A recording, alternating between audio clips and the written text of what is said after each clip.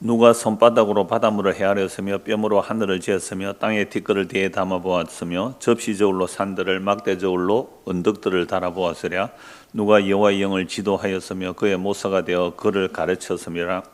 그가 누구와 더불어 의논하셨으며 누가 그를 교훈하였으며 그에게 정의의 길로 가르쳤으며 지식을 가르쳤으며 통달의 도를 보여주었느냐. 보라, 그에게는 열방이 통에 한 방울 물과 같고 저울의 작은 티끌 같으며 섬들은 떠오르는 먼지 같으리니 레바논은 땔감에도 부족하겠고 그 짐승들은 번제에도 부족할 것이라. 그의 앞에는 모든 열방이 아무것도 아니라 그는 그들을 없는 것 같이 빈 것 같이 여기시느니라. 그러즉 너희가 하나님을 누구와 같다 하겠으며 무슨 형상을 그에게 비기겠느냐. 아멘. 오늘 본문을 중심으로 비길 데 없는 하나님 또는 비교할 수 없는 하나님이라는 제목으로 말씀 나누겠습니다. 지난주 바로 앞에서 본 말씀은 아름다운 소식이었죠. 여러분, 지난 한 주간 수요일로 따지면 우리 한 주간째죠. 지난 한 주간 여러분들에게 어떤 아름다운 소식이 있었습니까? 야, 한 주간 동안 이게 아름다운 소식이었다. 뭐 정치적으로 경제적으로 뭐 우울한 소식만 들리는 이 우리 환경 속에서 여러분에게 무엇이 아름다운 소식이었을까요? 저는 월요일 새벽부터 설사를 했습니다. 힘들었거든요. 그래서 어떤 왜 그런지 몰랐어요. 대충 짐작으로는 얼마 전에 이제 대성포진화 가서 그 약을 먹으면 바이러스 죽이는 거잖아요. 그러다 보니까 아마 장내 유익균을 다 죽여버려서 그러는지 어떤 월요일 하루 종일 설사하다가 이제 병원 가서 주사도 먹고 약 먹고 해서 이제 화요일 좀 나았거든요. 그러니까 오늘 이제 겨우 설교하는데 제가 원래 몸무게 잘 안 빠지는데 한 이렇게 빠졌을 거예요. 좀 속이 안 보입니까? 원래 마른 사람은 조금만 빠져도 되게 표가 나는데요. 하여튼 그럴 때에 여러분 뭐가 제일 저한테 아름다운 소식일까요? 설사 멈추는 것. 정말 그래요. 설사가 고통스럽거든요. 얼마나 힘들겠어요. 그런데요, 물론 저보다 더 힘든 사람도 많이 있겠는데요, 인간은요 진짜 아름다운 소식이 결국 자기 중심적인 이기심이 충족될 때 아름다운 소식이라고 그래요.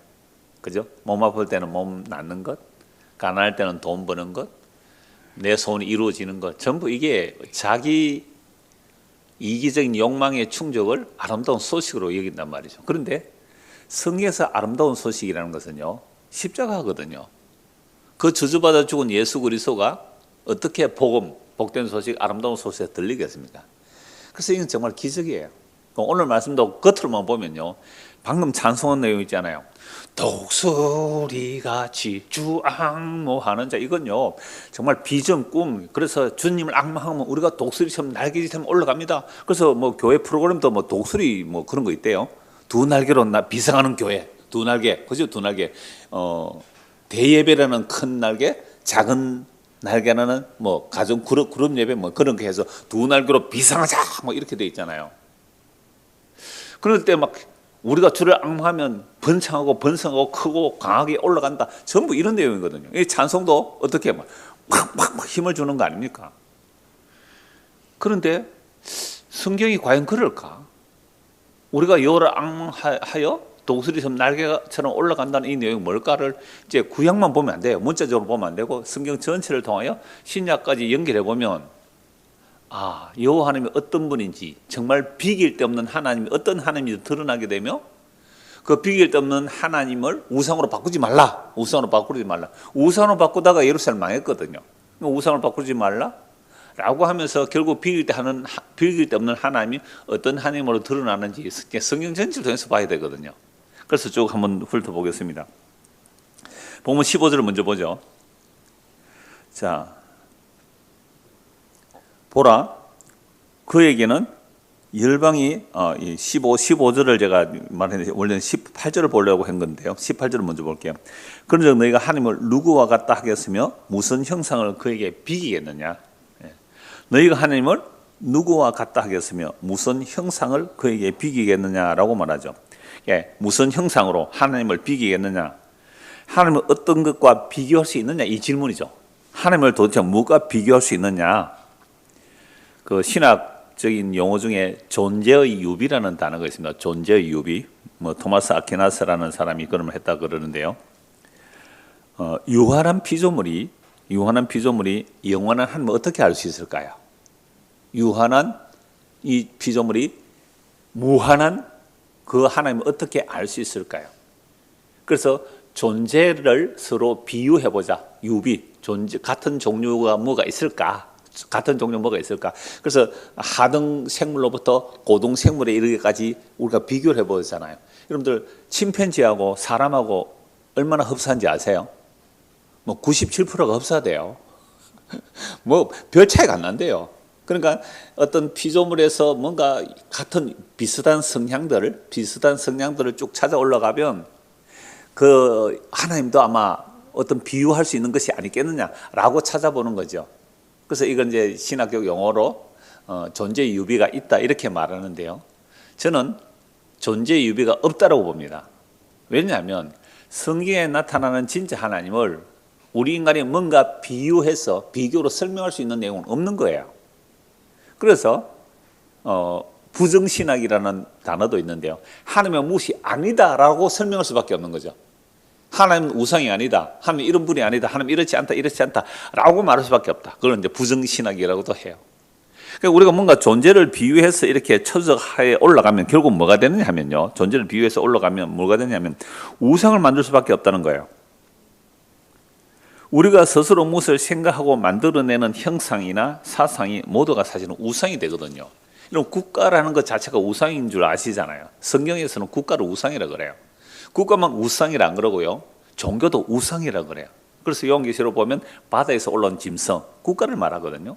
땅에서 나온 짐승, 그걸 종교라 그래요. 그럼 힘이 어디가 셀까요? 국가가 셀까요? 종교가 셀까요?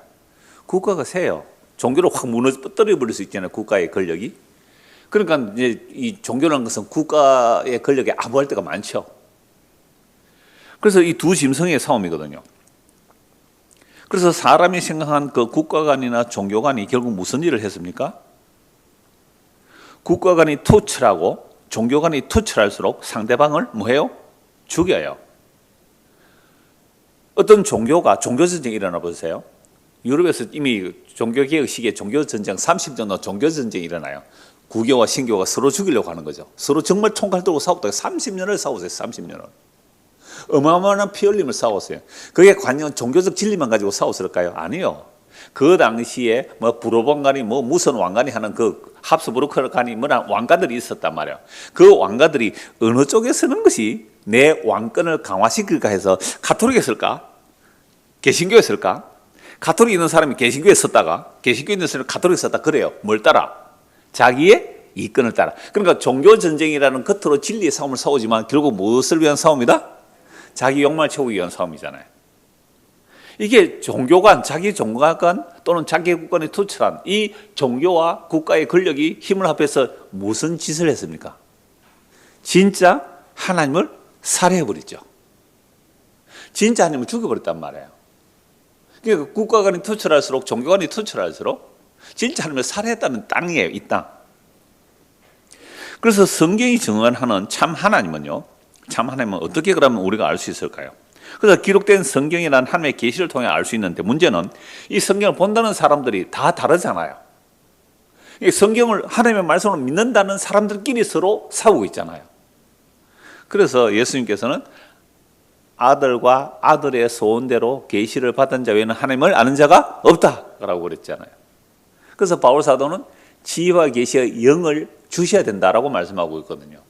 그러니까 우리가 성경을 읽을 때 그냥 내 지식으로, 내 상식으로, 내 눈에 낀 안경으로 보게 되면 또 다른 우리는 우상을 만들어낸다는 거죠. 또 다른 우상을 성경을 통해서 만들어내는 거죠.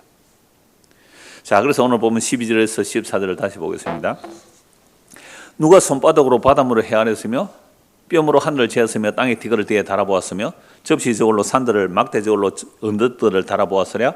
누가 여호와의 영을 지도하였으며 그의 모서가 되어 그를 가르쳤으며 그가 누구와 더불어 의논하셨으며 누가 그를 교훈하였으며 그에게 정의의 길로 가르쳤으며 지식을 가르쳤으며 통달의 도를 보여주었느냐.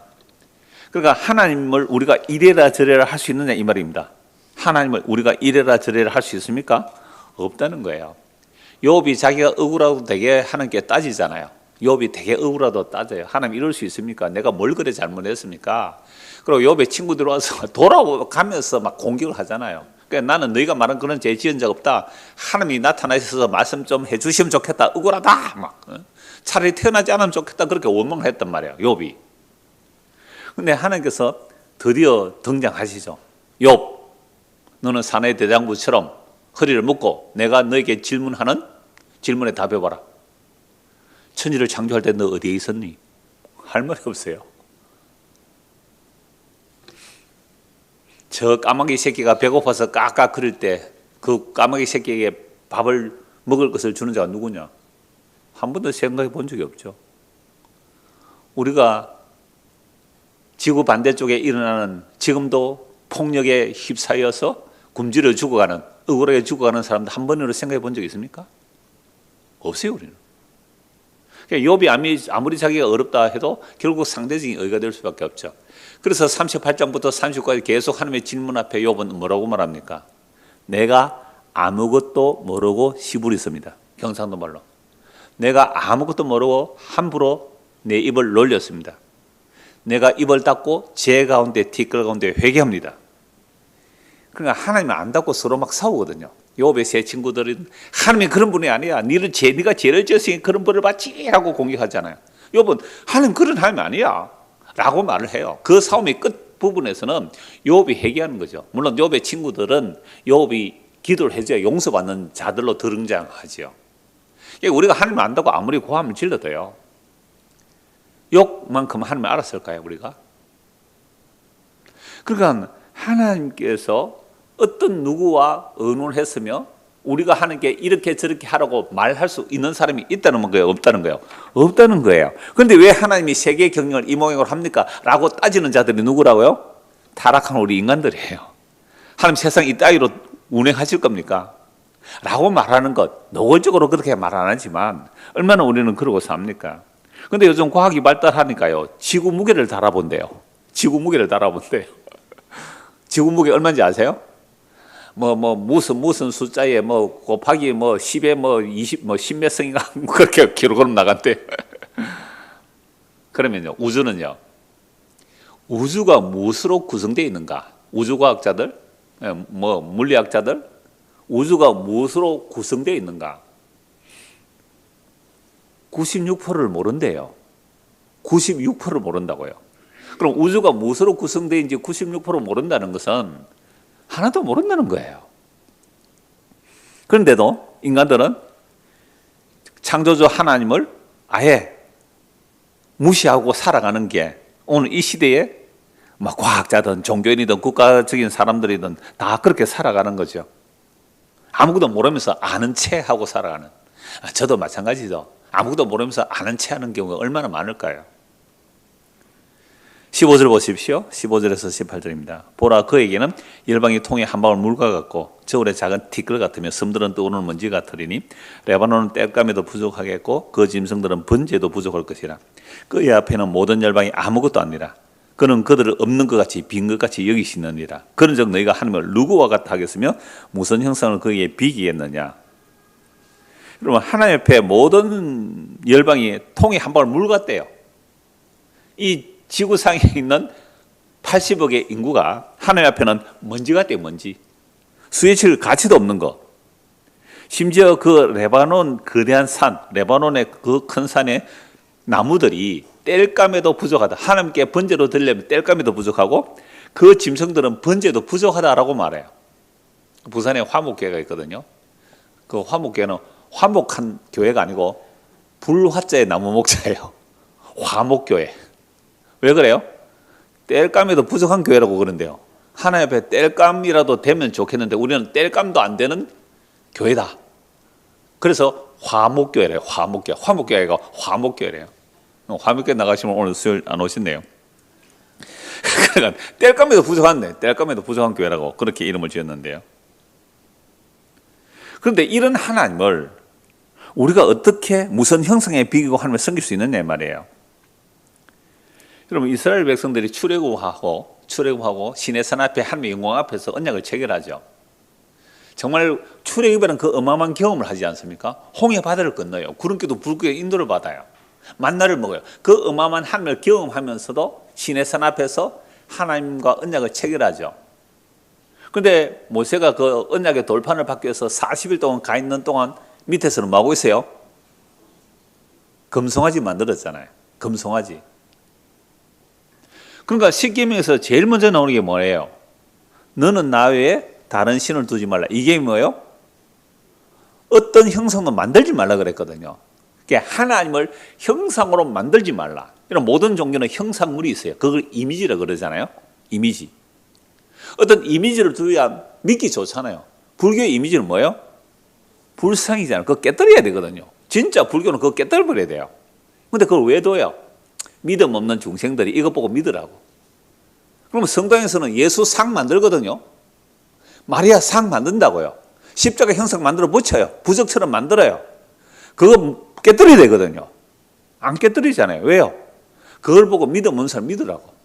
우상을 만들어주는 게. 그럼 교회는 그런 형상물은 안 만들어주지만 또 다른 우상을 만들어준다고요. 여러분들 성공하고 싶습니까? 독수리처럼 날개 치어 올라가고 싶습니까? 경제력이 활활 튀어오르고 싶습니까? 성적이 오르고 싶습니까? 또 배가 살라불라 그러네요. 사토니 배. 몸이 빨리 낫고 싶습니까? 그러면 어떻게 하라? 하나님 앞 여호와를 앙망하라. 그럼 여호와를 앙망하는 방법이 뭐예요? 여호와를 앙망, 사모하고 사모하는 거죠. 바랄 앙자, 사모를 바라보고 사모하는 건데요. 여호와를 앙망하는 방법론으로 가르쳐 준다고요. 그래서 결국은 이거예요. 하나님 앞에 물질을 투자하세요. 시간을 투자하세요. 꼭 시간을 내기 힘들면 그 시간을 뭐로 바꿔서 내라? 돈으로 내라. 얼마나 많이 들었어요. 여러분들이 꼭 해외에 나가서 선교를 못하면 뭘로 해라? 성경을 많이 내라. 많이 들어왔죠. 그러면 뭐 한다고 우리가? 독수리처럼 날개쳐 올라갈 것이다. 아니, 안 오던 세 분이 오니까 의아하네요. 뭐 기도 제목이 있습니까? 아니면 뭐 독수리 날개처럼 올라가고 싶어서 새해부터 결심을 했습니까? 수요일 안 오시던 세분에게 묻는 거예요. 그러니까 우리는요, 무슨 짓을 하든지 뭐하고 산다? 나를 위하여 우상 숭배하는 인간이에요. 안 그럴 수가 없는 겁니다. 안 그럴 수가 없어요. 그러니까 40일 만에 금송아지 성계는 하나님의 엄청난 계시를 보고 있는 그들이 한 짓 아닙니까? 그래서 구약에서 이미 솔로몬 하나님의 성전을 만들어 놓고도 그렇게 말하죠. 하늘과 하늘들의 하늘이라도 하나님을 용납하지 못하겠거든. 어떻게 사람이 지은 이런 건물에 하나님이 계시겠습니까? 단지 하나님 이름을 두십시오. 언약궤가 있으니 언약을 따라 이름을 두십시오. 그리고 우리가 범죄하면 이 언약궤가 있는 성전을 향해 기도하면 하나님께서 들어주세요. 그 정도로 말하고 있거든요. 심지어 이사야 선지자는 뭐라고 말하죠? 하늘은 나의 그 보좌고 땅은 나의 발판이니 너희가 날 위해서 무슨 집을 지어주겠느냐라고 말씀합니다. 그런데도 타락한 인간성은 종교성이 많아서 모두가 자기가 상상한 하나님을 만들어내죠. 그런데 하나님의 계시를 받은 어느 나라도 이스라엘 나라도 수많은 우상을 만들어내거든요. 이스라엘 나라가 이렇게 수많은 우상을 만들어냈다는 것은 이스라엘 나라가 수많은 우상을 만들어냈다는 것은 다른 나라는 안 봐도 뻔하다 이 얘기예요. 여러분 예루살렘이 망했다 이 말은 다른 나라 안 봐도 망한다 이 말이거든요. 아니 하나님의 계시를 직접 들은 선지자도 있고 제사장이 있는 이런 나라가 온통 우상 숭배로 가득했다 이 말은 인간 자체가 우상 덩어리다 이 말입니다. 그게 이스라엘 역사를 통해 보여주잖아요. 이스라엘 왜 망해요? 우상 숭배로 망해요. 그러면 여호와 하나님의 말씀이 있는데도 왜 그렇게 우상 숭배를 할까요? 우상 숭배는 인간의 자기 욕망을 채워주는 신이거든요. 인간의 자기 욕망을 채워주는 신이에요. 그런데 성경에 나타난 진짜 여호와 하나님은요, 인간의 욕망을 채워주는 게 아니라 내가 너의 주인이야. 너희는 내 말을 들어야 돼. 내가 너의 주인이야. 이렇게 오니까 내 욕망을 무너뜨리는 신으로 보이는 거예요. 내 욕망을 무너뜨리는 신으로 보니까 우리는 그런 신 필요 없어요. 라고 하면서 다른 신들을 끊임없이 섬겼습니다. 그래서 나라가 망해요. 그래서 이사야 선지자는 너희가 우상을 만드는데 앞으로 또 계속 나와요. 너희가 우상을 만드는데 아니 천지를 만드시는 하나님이 어떻게 그런 우상과 비길 수 있겠느냐. 나무를 가지고 우상을 만들죠. 그런데 그 나무를 가지고 우상 만들고 막 섬기잖아요. 그런데 그 나무 가지고 또 뭐 해요? 불 떼가지고 밥 해먹고 방 뜨뜻하다 그러잖아요. 그걸 어떻게 섬기느냐 이 말입니다. 그런데 우리가 그렇게 섬긴다고요. 그럼 절에 가면 그 불상이 안에는 뭐로 만들어져 있어요?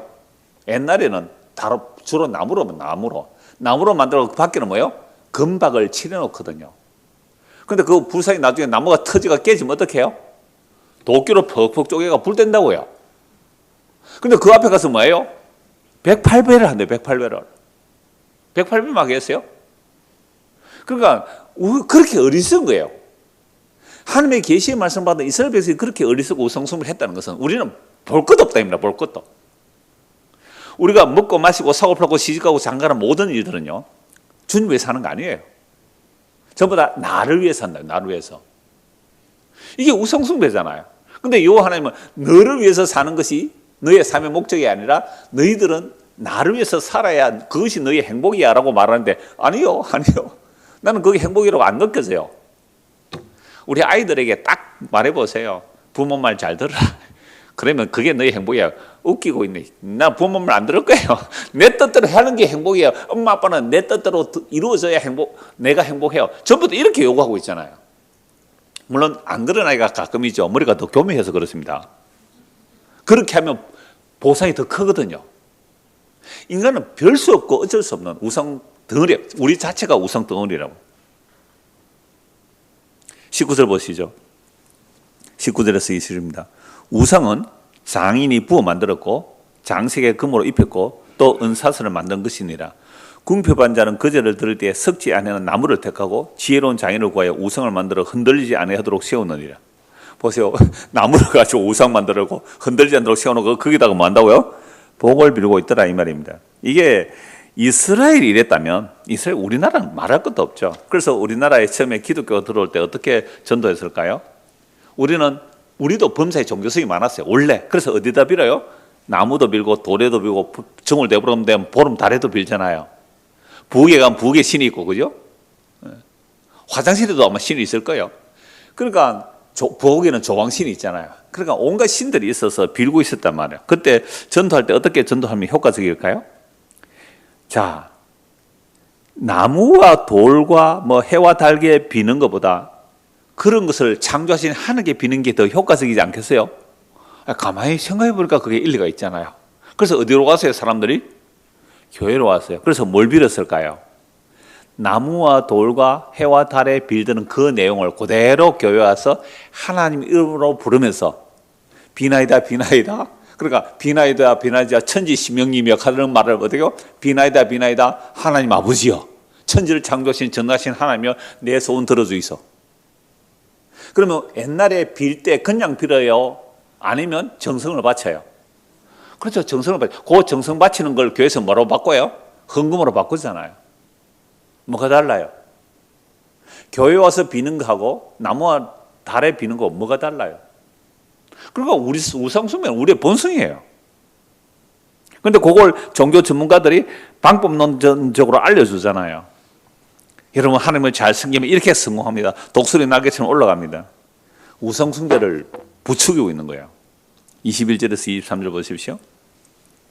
너희는 알지 못하였느냐? 너희가 듣지 못하였느냐? 태초부터 너희에게 전하지 아니하였느냐? 땅의 기초가 창조될 때부터 너희가 깨닫지 못하였느냐? 그는 땅이 궁창에 앉으시나니 땅에 사는 사람들을 메뚜기 같으니라. 그가 하늘을 차일같이 펴셨으며 거주할 천막같이 치셨고 기인들을 폐하시며 세상의 사사들을 헛되게 하시나니. 하나님은요, 이 세상 모든 것들을 창조하신 분이잖아요. 그리고 세상에 뭐 사람들을 그냥 메뚜기같이 여기는 메뚜기같이. 기인들, 아주 귀하다는 사람들 폐해버리고요. 세상의 사사들을 헛되게 해버려요. 세상의 재판을 아주 헛되게 만들어버린다는 거죠. 이런 하나님을 누가 비교할 수 있느냐 이 말이죠. 자, 그래서 24절입니다. 그들은 어떻게 해요? 겨우 신겼다. 겨우 신겼고 겨우 뿌려졌으며 그 줄기가 겨우 땅에 뿌리를 박자 곧 하나님 입김으로 부으시니 그들은 말라 해오리 바람처럼 불려가는 초계 같도다. 앞에서 이 말씀 보았잖아요. 외치라 외치라. 뭘 외칠까요? 6절입니다. 4장 6절. 말하는 자의 소리여 이르되 외치라. 대답하되 내가 무엇이라 외치리까? 이르되 모든 육체는 풀이요 그의 모든 아름다운 들의 꽃과 같으니.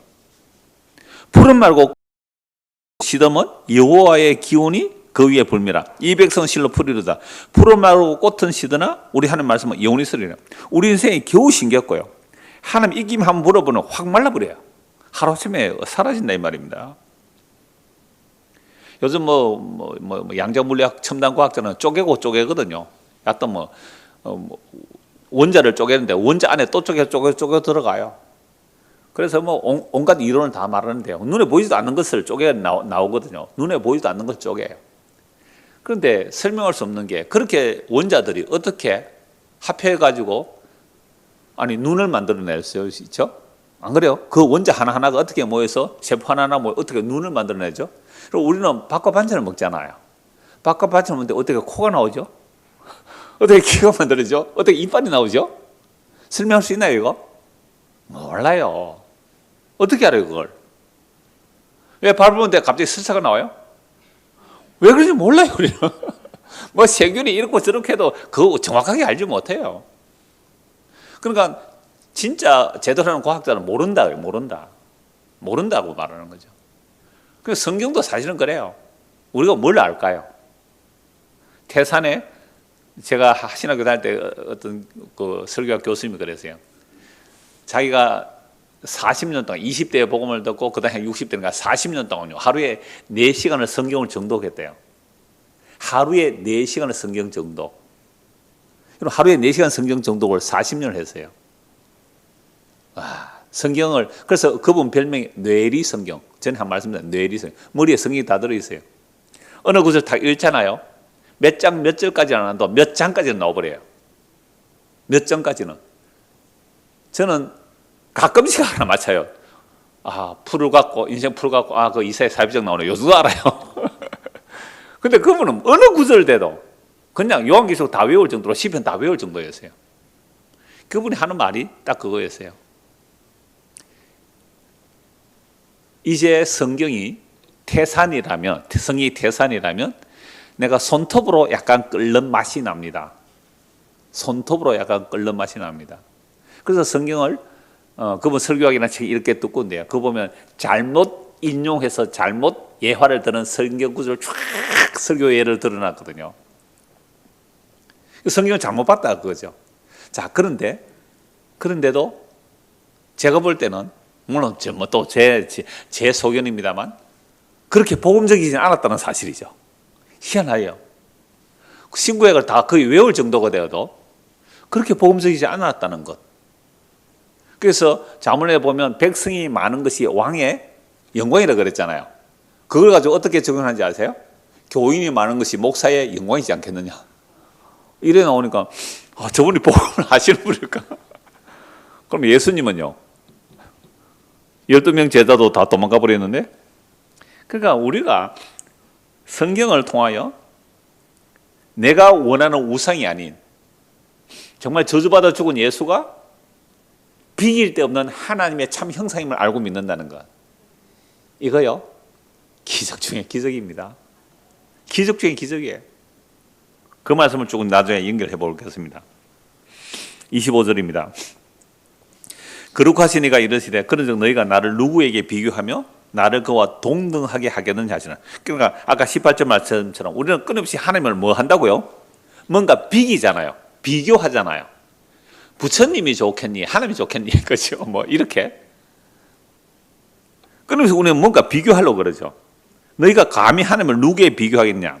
나를 그와 동등하게 하겠느냐 하시니라. 너희는 눈을 높이 들어 누가 이 모든 것을 창조했나 보라. 주께서는 수요대로 만상을 이끌어내시고 그들의 모든 이름을 부르시나니 그의 권세가 크고 그의 능력이 감으로 하나도 빠짐이 없느니라. 우주의 별들이 얼마나 많아요. 이 은하계의 별만도 1천억 개가 그러잖아요. 1천억 개의 은하계, 우리가 있는 은하계의 별이 1천억 개라고 대충 어떻게 정확하게 알겠어요? 그 별을 어떻게 다 헤아릴 수 있을까요? 근데 우리 은하계 안에 이 태양계 안에 별이 한 1천억 개라는데 그 1천억 개 같은 이런 은하계가 또 2천억 개가 더 있대요. 몇 개죠? 별이? 그런데 그 별들의 이름을 하나님께서 다 불러내신다고 그러잖아요. 만상에 그 이름을 불러내신대요. 이게 여호와 하나님의 창조하신 그 크신 능력이거든요. 이런 여호와 하나님을 우리가 무엇으로 비유하고 비교하여 이분이 하나님이다 라고 말하는 순간 그건 뭐가 되는 거예요? 우상이 되어버리잖아요. 무엇으로 비교할 수 있냐 이 말입니다. 왜 이 말씀을 하실까요? 왜 이 말씀을 하실까요? 27절에서 31절입니다. 자, 이렇게 전능하시고 크신 하나님인데 지금 야곱이 뭐라고 말해요? 이스라엘 백성이 뭐라고 말합니까? 야곱아 어찌하여 네가 말하되 이스라엘아 네가 이르기를 내 길은 여호와께 숨겨졌으며 내 송사는 내 하나님에서 벗어난다 하느니라. 억울하다 이 말입니다. 내가 이 전능하신 여호와 하나님을 믿는데 왜 내 형편이 이렇습니까? 왜 적들은 자꾸 쳐들어옵니까? 왜 이렇게 나를 고생시킵니까? 하나님 나 억울해요 이 말이거든요. 야곱아 어찌하여 네가 말하며 이스라엘 네가 이르기를 내 길은 내가 갈 길이 여호와께 숨겨졌고 내 송사 하나님 내 억울함을 좀 들어주세요 하니까 하나님이 안 들어주더라 이 말입니다. 네 하나님에서 벗어났다 하느냐 이렇게 말하는 거예요. 28절입니다. 너는 알지 못하였느냐 듣지 못하였느냐 영원하신 하나님 여호와 땅끝까지 창조하신 이는 피곤하지 않으시며 곤비하지 않으시며 명철이 한이 없으시며 피곤한 자에게는 능력을 주시며 무능한 자에게는 힘을 더하시나니 소년이라도 피곤하며 곤비하며 장정이라도 넘어지며 쓰러지되 오직 여호와를 앙망하는 자는 새의 힘을 얻으리니 독수리가 날개치며 올라감 같을 것이요 다른 박질하여도 곤비하지 아니하겠고 걸어가도 피곤하지 아니하로다. 우리 방금 찬송한 내용이잖아요. 신나는 찬송이죠. 야, 이제 우리가 지금 나는 지금 뭐예요? 곤비하고 피곤하고 넘어지고 쓰러져요. 소년이라도 피곤하고 장정은 넘어지고 쓰러지지만 어떤 사람은 계속 독수리처럼 날아 올라가요? 여호와를 앙망하는 자는 새 힘을 얻으리라. 여호와를 앙망하는 방법이 뭡니까? 여호와를 앙망하는 방법이 뭐예요? 아까 말씀드렸잖아요. 여호와를 앙망하는 방법. 여러분들 텔레비를 많이 봅니까? 성경을 많이 봅니까? 예배 드리는 것을 많이 합니까? 그냥 세상 놀이를 많이 합니까? 막 이렇게 비교하면서 결국은 여호와를 앙망하는 방법을 가르쳐 주는 거예요. 여호와를 앙망하는 방법을. 그게 뭐라고요? 물질적인 헌신과 시간적인 헌신을 요구하더라고요. 그게 여호와를 앙망하는 방법이라. 그러면 지금 여러분들이 피곤하고 가난하고 힘들고 어려운 것들이 다 전화위복돼서 독수리처럼 날개치며 성성장구 올라가리라. 파도를 타라. 파도를 타라. 뭐 이런 게 막 교회 안에 표가 촉촉부대 무슨 보험회사입니까? 그게 무슨 여호와를 앙망해서 독수리처럼 날개처럼 올라가는 거예요. 이걸 문자대로 해석하면요. 세상에 성공을 하려면 여호와를 앙망하면 성공한다. 이렇게 되어버리는 거죠. 그렇다면 우리는 또다시 여호와를 앙망해서 뭘 하나 참한 뭘 하나 만들어내요? 참한 우상 하나 만들어내는 거예요. 목사님 그건 너무 심한 말 아닙니까? 라고 할 수 있을 거예요. 아니요. 이스라엘 역사를 보십시오.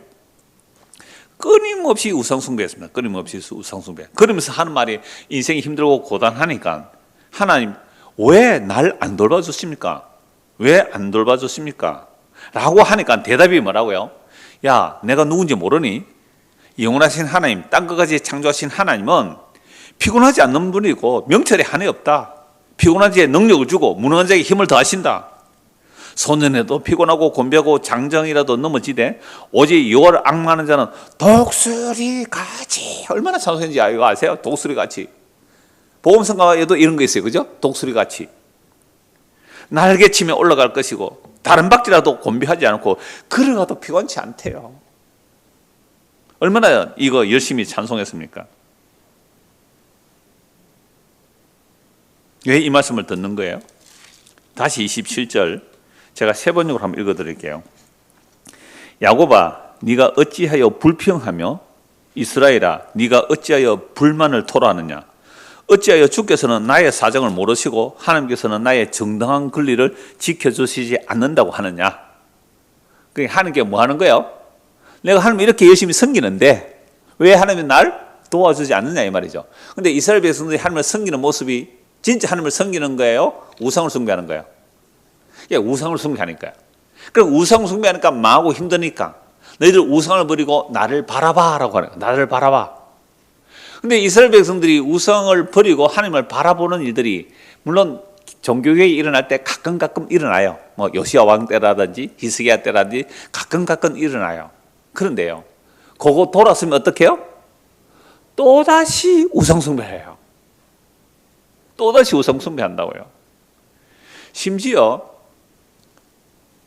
나라가 망해서 남유다 예루살렘 사람들이 애굽에 피난 갔잖아요. 애굽에 피난 가세요.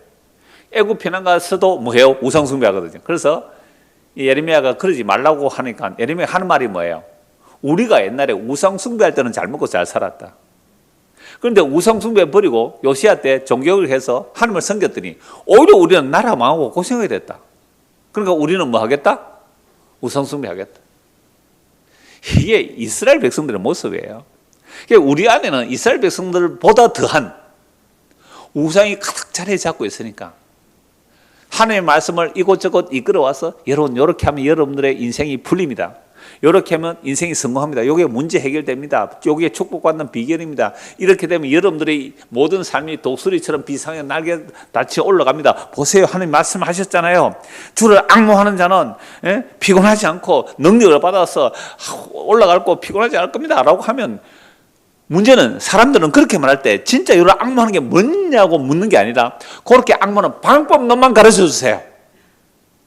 내가 이를 앙모는 방법 너만 가르쳐 주세요. 그럼 내가 그 방법을 지켜서 내가 뭐 하겠다고요? 한번 성공해 보겠다. 그거 하나님이 사랑한 거예요. 하나님을 사랑해서 여호와를 정말 바라보기 위해서 그런 거예요? 내 성공하기 위해서 그런 거예요.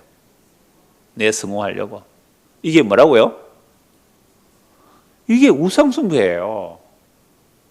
제가 옛날 20년, 25년 전에 설교 보니까 이거 굉장히 말을 많이 했더라고요. 요즘 적게 하는 편이에요, 지금. 옛날에 정말 많이 했어요. 여러분, 그게 우상숭배입니다. 그게 우상숭배입니다. 그게 우상숭배입니다. 굉장히 말을 많이 했어요. 젊을 때 지금보다 말도 빨랐어요. 그래서 진짜로 비길 데 없는 하나님이 어떤 모습으로 우리에게 오시고 하나님께서 어떻게 우리를 자기를 바라보게 하셔서 우리가 어떻게 독수리처럼 올라가는지 그 내용까지 이제 신약에서 한번 살펴보려고 합니다. 이런 비길 데 없는 하나님을요, 사람은 상상할 수가 없었어요. 고린도전서 2장 6절을 보십시오. 고린도전서 2장 6절.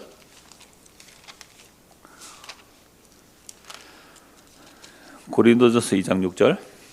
그러나 우리가 온전한 자들 중에는, 그러니까 예수 그리스도의 십자가에 못 박힌 것을 내가 알지 않기를 원한다. 바울이 그렇게 말하고 나서, 자, 이런 믿음은 사람의 지혜가 아니라는 거예요. 고린도전서 2장 6절. 그러나 우리가 온전한 자들, 요 장성한 자들이거든요. 즉 믿음이 있는 자들에게는 세상 지혜가 아닌 하나님 지혜를 말하겠다는 겁니다.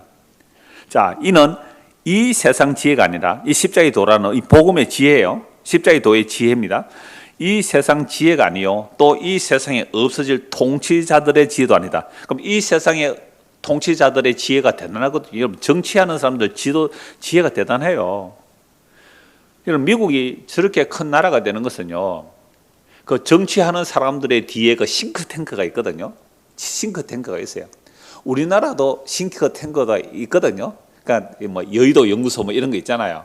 그러니까 각 당의 정책들을 막 만들어내는데 최고의 엘리트들이 거기에 있어요. 그러니까 정치 지도자들 되게 지혜로운 거예요. 그리고 대단한 종교 권력들 있잖아요. 그 종교 권력의 어떤 배후에도요, 싱크탱크들이 있다고요. 그리고 이단들이 굉장히 득세하고 있잖아요. 그 이단들이 바보들만 모이는 곳이 아니에요. 세상에서 똑똑하고 잘났다는 박사들 수두룩해요. 여러분, 신천지가 왜 저렇게 큰지 아세요? 그 뭐 초등학교밖에 안 나온 그 사람 배후에 누가 썼느냐? 그 당시에 스카이 출신들이 딱 백그라운드에서 그걸 교리로 만들고 사람들 세뇌시켜 나가는 거예요. 나 스카이 출신이에요. 근데 이분의 말이 정말로 맞아요. 그러니까 이 사람은 말 어눌하게 하고 막 앞뒤 안 맞아도요, 그 사람이 논리를 딱 갖춰주는 거예요. 이게 세상의 종교와 정치의 통치자들의 사실은 지혜거든요. 그러니까 사람들을 결국 우상숭배에 얽어매는 일들을 하는 거예요. 얽어매는 일들. 그러니까 그런 세상의 지혜로는 절대로 알 수 없는 지혜가 뭐라고요? 십자가라는 거죠. 그래서 세상에 없을 통치자들 지혜가 아니고 오직 은밀한, 즉 비밀한, 하나님의 그 지혜는 참으로 비밀한 건데요, 오직 은밀한 가운데 있는 하나님의 지혜를 말하는 것으로, 이런 하나님의 참된 지혜가 뭘까요? 십자가인데, 이 십자가의 지혜는 사람이 어떻게 하지 못한 거예요? 감춰진 것인데 하나님이 우리의 영광을 위하여 만세전에 미리 정한 것이라. 우리의 참된 영광은 십자가 안에서 얻는 영광인데 그건 만세전에, 창세전에 이미 정하신 것이에요. 이 지혜는 이 세대 통치자들이 한 사람도 알지 못하였나니 만일 알았더라면 영광의 주를 십자가에 못 박지 아니하였으리라. 기록된 바 하나님이 자기를 사랑하는 자들을 위하여 예비하신 모든 것은 눈으로 보지 못하고 귀로 듣지 못하고 사람의 마음으로 생각하지도 못하였다. 이게 이사야 64장 4절과 65장 17절의 말씀이거든요. 그럼 이사야 선지자가 말한, 나중에 이 64장 볼 때 또 보겠지만은, 사람들이 하나님이 예비한 진짜 영광은 십자가로 나타난 영광인데, 이걸 사람들은 뭐도 못했다? 눈으로 보지도 귀로 듣지도 사람의 마음으로 생각도 못했다. 그러니까 예수 그리스도의 십자가가 하나님의 영광인데, 그 십자가로 나타난 하나님의 영광은 마음의 생각조차도 못한 거예요. 그러니까 유대인들이 왜 예수를 십자가에 못 박아 주는지 알겠죠? 이게 눈이 감기고 귀가 막혀 있어서 그렇거든요. 이번 주일 오전 설교도 이 내용인데요. 예수를 믿지 않아요. 왜 안 믿어요? 눈이 감기고 귀가 막히고 그렇게 되어 있으니까 마음으로 생각도 못한 거예요. 예수님이 말씀하시는 하나님의 일, 하나님의 영광은 사람의 생각도 못한 거예요. 그래서 예수를 죽이는 거예요. 그럼 구약을 통해서 뭘 드러냅니까? 인간 악인에서 나오는 모든 종교성이 결국 우상숭배고, 그로 인하여 참 하나님이 그 우상숭배로 인하여 죽임을 당했다. 우리가 하나님을 섬긴다는 온갖 우상숭배들의 죄를 드러내는 거예요. 그래서 십자가에 죽으신 그 예수님이 진짜 하나님이다 라는 말씀을 선포하고 있는 거예요. 이건 절대로 사람이 알 수 없는 거잖아요. 그래서 오직 하나님이 성령으로 이것을 우리에게 보이셨으니 성령 모든 곳 하나님의 깊은 곳까지 통달하신다. 사람의 속에 있는 영도 사람에게는 모르듯이 하나님의 영에는 하나님의 속을 몰라요. 그러나 성령이 임한 자들은 십자가로 나타난 이 하나님이 진짜 하나님을 알게 된다라고 말씀하는 거죠. 빌립보서 2장을 보겠습니다. 이 비교할 수 없는 하나님이 어떤 모습으로 오셨을까요? 빌립보서 2장입니다. 이런 구약의 우상숭배한 자들이 이런 하나님을 감히 상상이나 할 수 있었을까요? 2장 5절에서 8절, 너희 안에 이 마음을 품으라 곧 그리스도 예수의 마음이니 그는 근본 하나님의 본체시나 하나님과 동등됨을 취할 것으로 여기지 아니하시고 오히려 자기를 비워 종의 형체를 가지사 사람들과 같이 되시고 사람의 모양으로 나타나사 자기를 낮추시고 죽기까지 복종하셨으니 곧 십자가에 죽으십니다. 여러분, 하나님과 동등된 분이라 그러잖아요. 하나님의 영광의 본체래요. 그분이 사람이 되셨는데 어떤 모습으로요? 종의 형체, 종의 모습, 즉 사람들과 같이 되셨는데 자기를 낮추시고 죽기까지 복종하셨으니 십자가에 죽으십니다. 이분이 진짜 하나님이에요. 비길 데 없는 하나님이 이분이에요. 비길 데 없는 하나님이 이분이라고요. 진짜 비교할 수 없는 하나님이 이분이라고요. 하나님이 사람이 되어서 사람의 손에 죽음을 당한 이 하나님, 그 하나님이 우리를 용서하신대요. 이런 하나님이 어디 있을까요? 어디에 이런 하나님이 있느냐면, 어디에 이런 하나님이, 비길 데 없는 하나님이 바로 이분이라는 거예요. 그런데 우리는 끊임없이 우상숭배를 하고 있었거든요. 그로 인하여 하나님이 죽임 당하는 길 외에는 다른 길이 없습니다. 이게 비길 데 없는 하나님의 모습이에요. 하나님 높여주셨잖아요. 높여주셨죠. 9절에서 11절. 이름으로 하나님이 그를 지극히 높여 모든 이름 위에 뛰어난 이름을 주사 하늘에 있는 자들과 땅에 있는 자들과 땅 아래 있는 자들로 모든 무릎을 예수의 이름에 꿇게 하시고 모든 입으로 예수 그리스도를 주라 시인하여 하나님 아버지께 영광을 돌리게 하셨느니라. 십자가에 죽은 그 예수가 주와 그리스도라고 무릎을 꿇는 것이 하나님께 영광이 돼요. 이미 그리스도 안에 있는 자들은 이 예수의 이름에 무릎을 꿇었죠. 하늘에 있는 자들은 그리스도 안에서 죽은 자들이죠. 땅에 있는 자들은 두 종류죠. 예수의 이름으로 무릎을 꿇은 자와 꿇지 않은 자. 그러면 땅 아래 있는 자들은 어떤 자들이에요? 예수의 이름에 무릎을 꿇지 않고 죽은 자들이죠. 그러면 역사 속에 사는 오늘 우리는 비길 데 없는 하나님이, 십자가에 죽으신 그분이 진짜 비길 데 없는 하나님을 알고 나의 우상숭배가, 나의 죄가, 내 죄가 당신을 죽인 죄인이라고 예수의 이름 앞에 무릎을 꿇는 일이 예수 믿는 거예요. 이게 비길 데 없는 하나님을 믿는 거예요. 이게 하나님께 영광이 되는 겁니다. 성경 너무나 분명하게 이 말씀을 드러내고 있죠. 그런데 오늘도 예수를 믿는다고 말하거나 하나님을 믿는다고 말하거나 간에 내 소원 성취나 내 욕망의 이루어짐을 말한다면 그건 역시나 우상숭배입니다.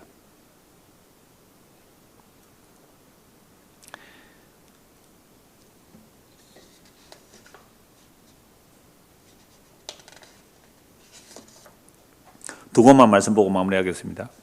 골로새서 3장입니다.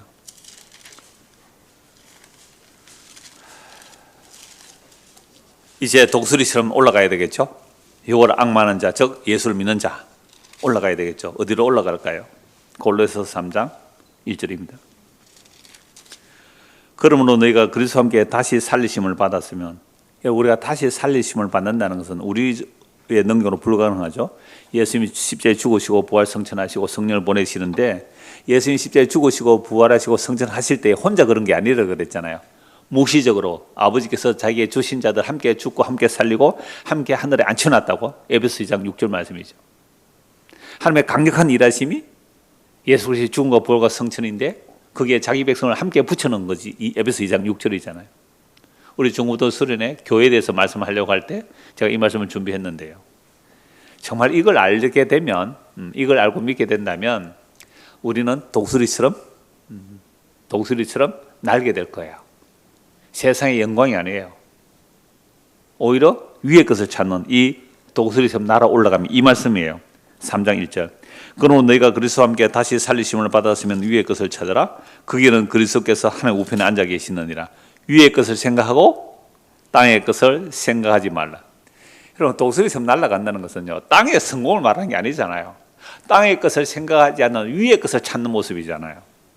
이는 너희가 죽었고, 뭐에 대하여? 세상에 대해서, 땅에 대해서, 자기 이름과 자기 욕망과 야망에 대해서 죽었고, 너희 생명이 그리스도와 함께 하나님 안에 감춰져 있습니다. 우리 생명이신 그리스도께서 나타나실 그때에 너희도 그와 함께 영광 중에 나타나리라.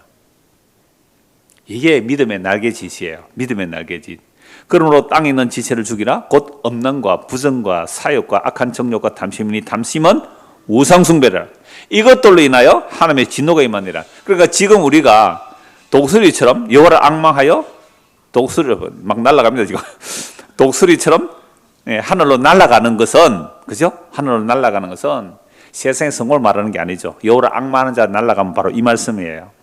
그런데 이런 말씀을 가지고 땅의 성공을 말한다고요? 썩어질 것을 말한다고요? 그게 바로 우상숭배예요. 이것들로 말미암아 하나님의 진노가 임한다라고 말씀하고 있잖아요. 그러니까 우리가 다 옛날에 그렇게 살았대요. 이어지는 말씀, 너희가 다 옛날에 그래 살았다. 그러나 이제는 그 모든 것을 벗어버리고, 그것을 벗어버리고 예수 그리스도 안에서 살아가라라는 말씀이잖아요. 한 것도 보고 말씀 마무리합니다. 히브리서 12장입니다. 히브리서 12장. 여호와를 앙망하는 자가 어디로 날아갈까요? 히브리서 12장 1절에서 3절입니다. 이러므로 우리에게 구름같이 둘러싼 허다한 증인들이 있으니, 구약의 수많은 선지자들, 믿음의 사람들, 그리고 신약의 믿음의 사도들. 이러므로 우리에게 구름같이 둘러싼 허다한 증인들이 있으니 모든 무거운 것과 얽매이기 쉬운 죄를 벗어버리고 인내로서 우리 앞에 당한 경주를 하며 믿음의 주여 또 온전하게 하신 인 예수를 바라보자. 그는 그 앞에 있는 기쁨을 위하여 십자가를 참아사 부끄러움을 개의치 아니하시더니 하나님의 보좌 우편에 앉으셨느니라. 너희가 피곤하여 낙심하지 않기 위하여 죄인들이 이같이 자기에게 거역한 일을 참으신 일을 생각하라. 쭉 이어지는 말씀이 이제 징계를 달게 받으라 라고 말씀하는데요. 여러분, 피곤하고 낙심되는 거 아까 이사야 40장에서 읽었죠.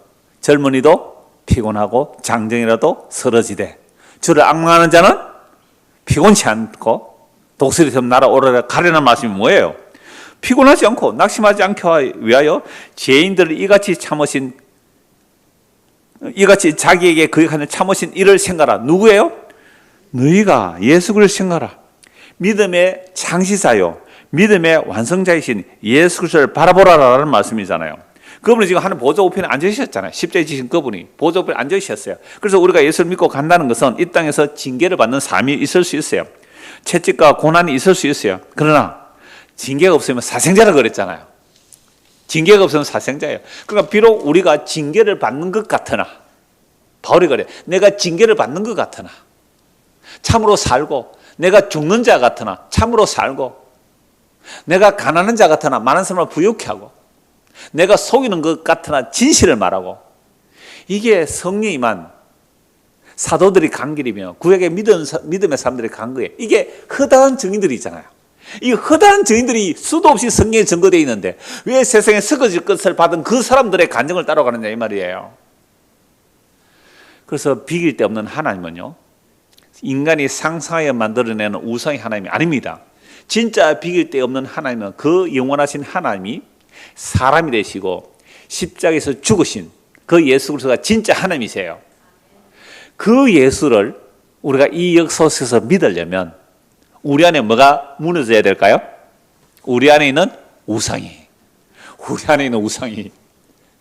우리 안에 우상이 안 무너지고는 진짜로 십자가로 나타난 비길 데 없는 하나님의 사랑을 알 방법이 없어요. 그래서 하나님은 오늘도 자기 백성을 신실하게 징계하셔서 내가 믿는 우상들을 무너뜨려야, 그제야 비길 데 없는 진짜 하나님, 그분이 십자가에 지신 그분으로 하나님의 뜻을 다 이루신 그분이 비로소 보이게 되는 거죠. 그래서 오늘 저와 여러분들이 이 땅을 살아갈 때 피곤하고 힘들고 막 자빠지고 온갖 힘들 때에 왜 이렇게 하신다고요? 자기 백성을 왜 그렇게 따른, 하나님 나 억울해요, 왜 이래요? 라고 할 때 뭘 바라보게 하려고요? 주님을 앙망하게 하려고. 그 주님이 어떤 주님이라고요? 십자가에서 저주받아 죽은 그 예수님이 진짜 하나님이라고, 그분을 앙망하게 하려고 우리에게 우상을 무너뜨리는 과정이 믿음의 과정입니다. 이 길을 갈 때에 낙심하지 마시고 이미 십자가로 완성하셨기 때문에 믿음의 창시자이며 완성자이신 그 예수님을 바라보고 살아가는 믿음의 사람이 다 되기를 소원합니다. 기도하겠습니다.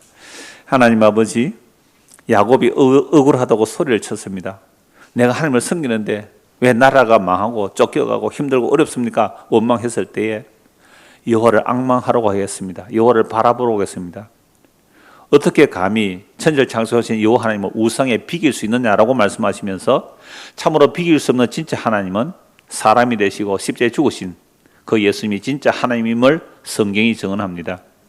우리의 삶에 피곤하고 고단하고 힘들 때마다 진짜 하나님이신 예수 그리스도, 그분을 바라볼 수 있도록 은혜를 베풀어 주시옵소서. 예수 그리스도를 받들어 기도드리옵나이다. 아멘.